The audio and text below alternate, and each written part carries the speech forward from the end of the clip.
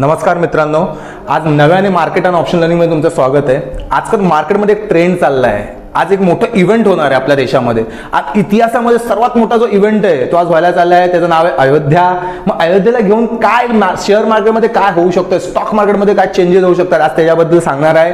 22 तारखेला श्रीराम प्रभूची स्थापना होणार आहे। त्या काय स्टॉक्स आहेत का जे आपल्याला स्टॉक मार्केटमध्ये काहीतरी देऊ शकतात आणि काय आपण तिकडे रिटर्न्स कमवू शकतो का।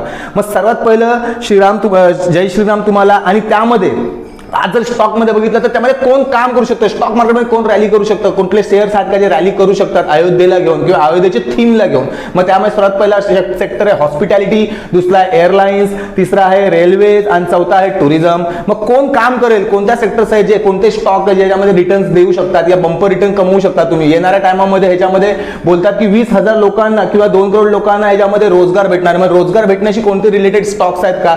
स्टॉक आपण बघा, आपण ट्रेडर आहोत, आपण इन्व्हेस्टर्स आहोत। इन्व्हेस्टर आणि ट्रेडर आपलं काम काय, सरकार कोणाची पण येऊ दे, कोणता पण येऊ दे, आपल्याला स्टॉक मार्केटमधून फायदा कमवता यायला पाहिजे। ह्या रिलेटेड आज तुम्हाला एक व्हिडिओ घेऊन आलोय ज्यामध्ये तुम्हाला खूप लर्निंग भेटणार आहे आणि अयोध्येला घेऊन एक लर्निंग भेटणार आहे की ही जी थीम चालली आहे मार्केटमध्ये, ह्या थीमला घेऊन कोणते सेक्टर्स आहेत का। मग सर्वात पहिला जो सेक्टर आहे हॉस्पिटॅलिटी।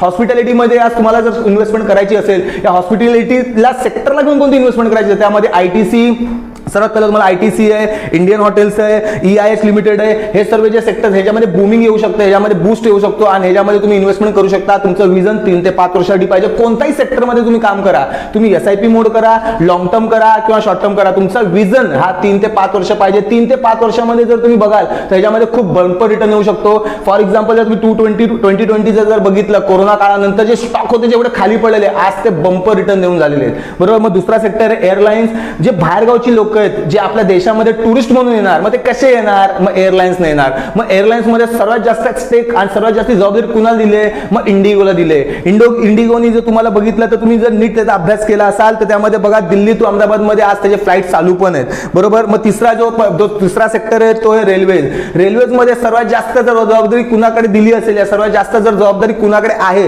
ती आहे IRCTC, रेल विकास निगम। हे जे स्टॉक आहेत हे बघा सर्व रॅली करून जातात। पास्ट मंथ मध्ये जर बघाल तर रेल विकास निगमनी खूप रॅली केली, IRCTC ने रॅली केली। का रॅली करतात, का की अयोध्यामध्ये जाणारे जेवढे पण ट्रेन हे सर्व बुक आहेत। मग ह्या सेक्टरमध्ये तुम्हाला जर 2 स्टॉकवरती इन्व्हेस्टमेंट करायची ती आहे रेल्वे आणि रेल विकास निगम। मग चौथा जो सेक्टर आहे तो आहे टुरिझम। मग टुरिझम मध्ये काय काम करायचं, मग टुरिझम मीन्स व्हॉट, कोण तुम्हाला इथपर्यंत पोहोचवणार या कोण तुमची जबाबदारी घेणार तुम्हाला इथपर्यंत पोहोचवतात। इझी बुक माय ट्रिप, थॉमस कुक लिमिटेड आणि इझी माय ट्रिप आणि रेडगेन जी कंपनी आहेत, ह्या सर्व तुम्हाला ट्रॅव्हल आणि टुरिझमच्या प्रोव्हाइड करतात फॅसिलिटीज। मग ह्यांना घेऊन तुम्ही एक स्टॉक घेऊ शकता किंवा ह्याच्यामध्ये इन्व्हेस्टमेंट करू शकता। तुमचं विजन क्लिअर पाहिजे। जसं अयोध्येमध्ये 22 तारखेला श्रीराम प्रभू येऊन आपली स्थापना करणार आहेत। आपला 500 वर्षापूर्वीचा जो इतिहास आहे जो बघितला त्यानंतर एवढे वर्ष लागले आपल्याला त्यांना स्थापना करून घेण्यासाठी। मग त्यांच्या निमित्ताने तुम्ही तुमच्या आयुष्याची स्टॉक मार्केटची चांगल्याने इन्व्हेस्टमेंटची सुरुवात करू शकता। हे जे सेक्टर्स आहेत हे आज नाही तर उद्या चालणार आणि आता येणाऱ्या टायमामध्ये बजेट पण येतोय। बजेट जर तुम्ही त्याला पॉझिटिव्हली बघितलात तर बजेट हा चांगलाच यायला पाहिजे, कारण त्याचं रिझन आहे चांगला काय यायला पाहिजे, बिकॉज 2024चं जे इलेक्शन लोकसभा इलेक्शन, त्या लोकसभा इलेक्शनला जर चांगलं आणायचं, बीजेपीची सत्ता जर येणार असेल तर शेअर होल्डरच्या मनामध्ये कोणतीच भीती नाही।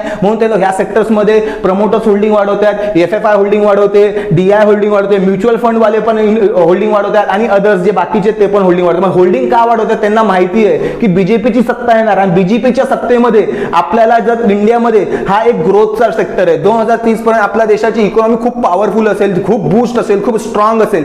का, कारण की त्याचं रिझन आहे बरोबर PM मोदी आणि आपल्या देशामध्ये येणारे बाहेरगावामधून येणारे फंड, बाहेरगावची जी FFI ची होल्डिंग आहे, FFI वाले ते आपल्या देशावरती जास्त ट्रस्ट करतात, जास्त विश्वास करतात, म्हणून ते सर्वात जास्त पैसा आपल्या देशामध्ये गुंतवतात।